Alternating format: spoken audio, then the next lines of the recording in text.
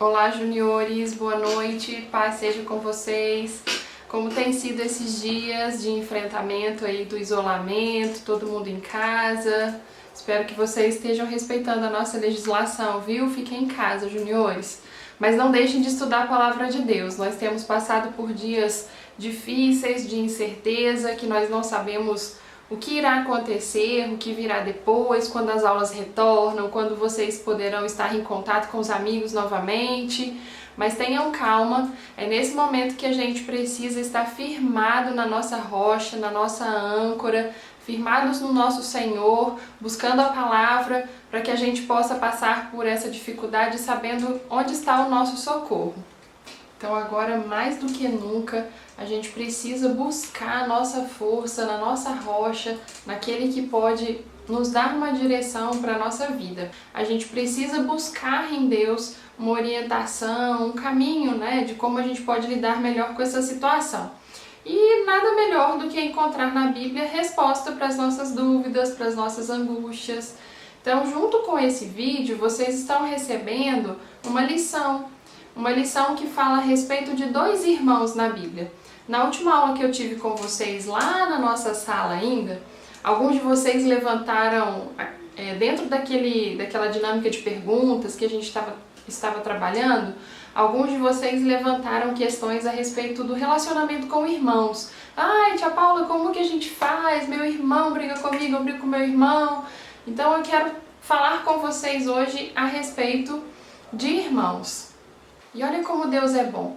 Tio Paulo, a tia Gabi, foram movidos pelo Espírito Santo para trabalhar nesse ano, começar esse ano trabalhando com família. Então a tia Gabi já falou sobre a criação, nós já estamos falando a respeito de questões familiares, da família, da primeira família que foi feita por Deus, a família como plano de Deus. E olha o que Deus nos dá nesse ano, oportunidade de convivermos muito de perto com a nossa família. Todo mundo trancadinho em casa, tendo que ficar junto com seus familiares. Então é uma oportunidade que Deus está nos dando para conviver mais. Mas essa oportunidade também pode gerar mais conflitos, porque a gente está vivendo uma situação diferente, que muitas vezes gera ansiedade em alguns, mas que também faz a gente ter muito contato uns com os outros e acabar ocasionando em alguns conflitos. Então esse estudo, essa lição que nós vamos falar hoje, vai tratar especificamente de um conflito bíblico entre dois irmãos, que eram gêmeos, chamados Esaú e Jacó. Esses gêmeos, embora fossem gêmeos, eram muito diferentes. Eram diferentes fisicamente e eram diferentes também na personalidade. Vocês vão ver lá no texto bíblico que Esaú era peludo, Jacó era liso.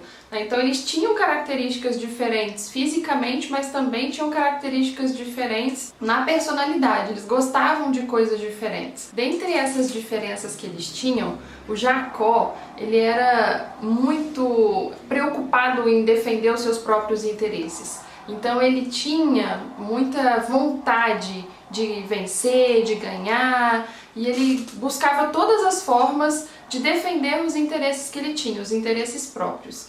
E nesse buscar o interesse dele mesmo, ele errou feio. Ele teve um erro muito grande. E qual foi o erro do Jacó? Duas coisas eu quero ressaltar com vocês. A primeira delas, Jacó foi injusto com o irmão. Ele enganou o irmão para defender o interesse próprio, para conseguir uma vantagem em cima do irmão.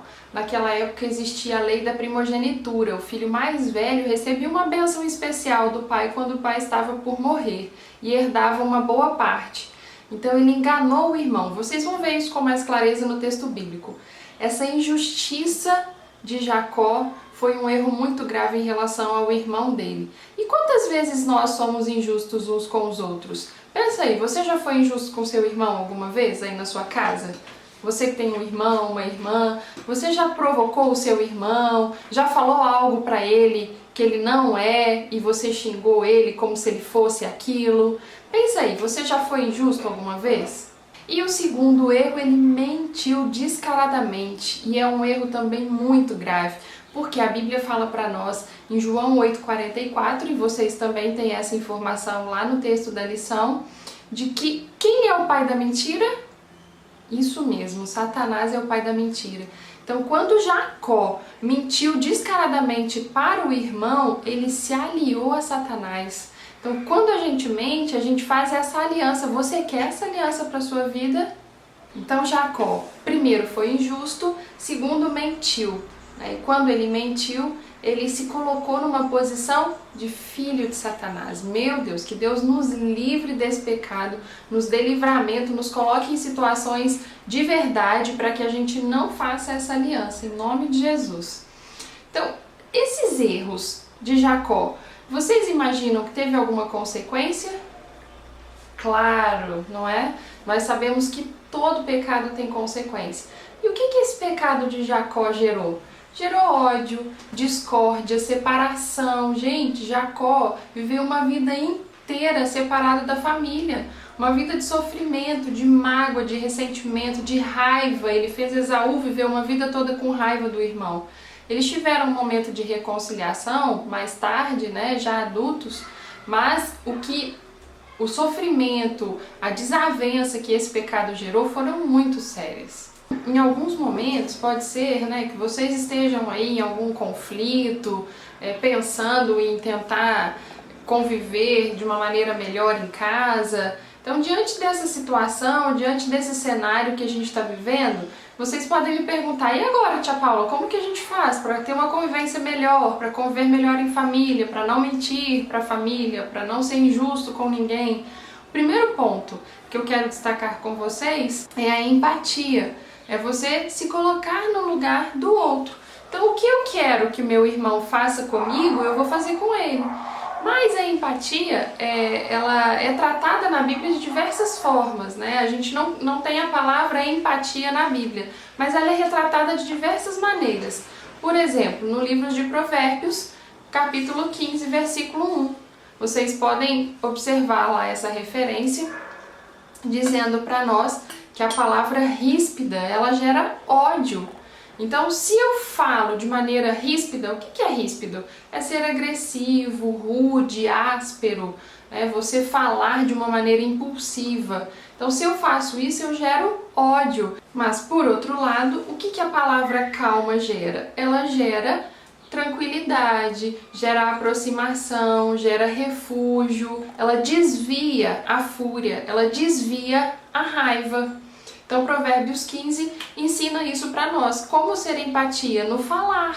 Então, quando a gente procura uma forma de falar mais branda, uma forma de falar mais compreensiva, a gente encontra esse lugar de abertura no outro. Quando Jesus curou várias pessoas, ele não curou essas pessoas só porque ele tinha o poder de curá-las, mas porque ele entendia a necessidade dessas pessoas, porque ele entendia a vida dessas pessoas, o que elas gostariam, o que elas tinham necessidade.